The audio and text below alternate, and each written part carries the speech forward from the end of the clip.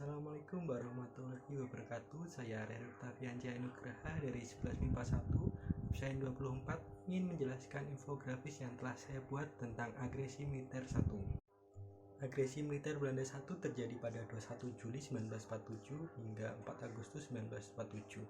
Latar belakang terjadinya agresi militer Belanda 1 dikarenakan perbedaan pendapat dan penafsiran yang semakin memuncak mengenai ketentuan-ketentuan persetujuan Linggarjati. Pihak Belanda beranggapan bahwa Republik Indonesia berkedudukan sebagai negara persemakmurannya.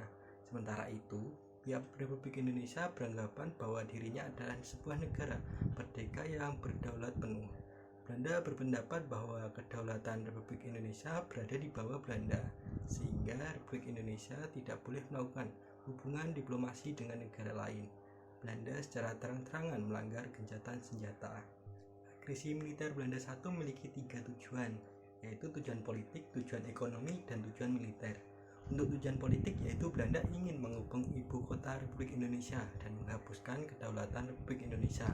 Untuk tujuan ekonomi, Belanda ingin menguasai pusat-pusat penghasil makanan, rempah-rempah, dan bahan ekspor. Sedangkan tujuan militer, Belanda ingin menghancurkan TNI sebagai basic pertahanan Indonesia. Kemudian saya akan menjelaskan rangkaian peristiwa terjadinya agresi militer Belanda 1. Pada tanggal 20 Juli 1947, Van Mook mengumumkan bahwa pihak Belanda tidak mau berunding lagi dengan Indonesia. Belanda tidak terikat lagi dengan perjanjian Linggarjati. Pada tanggal 21 Juli 1947, Belanda menyerang daerah-daerah Republik Indonesia. Serangan militer ini dikenal dengan nama agresi militer 1. Belanda menyebut agresi ini dengan sebutan aksi polisionil. Menurut Belanda, seluruh Indonesia adalah wilayah kekuasaannya yang utuh setelah Belanda menyatakan diri tidak terikat lagi pada perjanjian Linggarjati. Agresi militer 1 ini mendapat reaksi dari dunia internasional. Inggris dan Amerika Serikat tidak menyetujui tindakan agresi ini. India dan Australia mengajukan usul agar soal Indonesia dibahas dalam Dewan Keamanan. Pada tanggal 1 Agustus 1947, Dewan Keamanan PBB mendesak Indonesia dan Belanda untuk mengadakan gencatan senjata.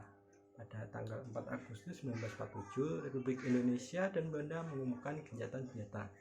Dengan demikian, berakhirlah agresi militer Belanda yang pertama. Meskipun secara resmi telah ada gencatan senjata, Belanda masih berusaha memperluas wilayahnya. Batas terakhir perluas wilayah yang dikuasai Belanda itulah yang dituntut sebagai garis demarkasi.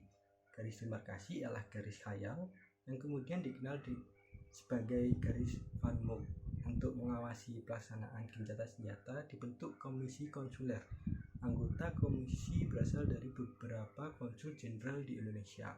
Komisi ini diketuai oleh Dr. Walter Woode, konsul jenderal Amerika Serikat. Anggotanya terdiri dari konsul jenderal Cina, Belgia, Prancis, Inggris, Australia, dan Belanda. Saat terjadinya agresi militer Belanda 1, Indonesia menerima beberapa dampak negatif. Di antaranya, wilayah kekuasaan Indonesia semakin sempit, stabilitas politik dan pemerintahan jadi terganggu. Kekuasaan tentara Republik Indonesia semakin terjepit. Sekian penjelasan dari saya. Mohon maaf bila ada kesalahan. Assalamualaikum warahmatullahi wabarakatuh.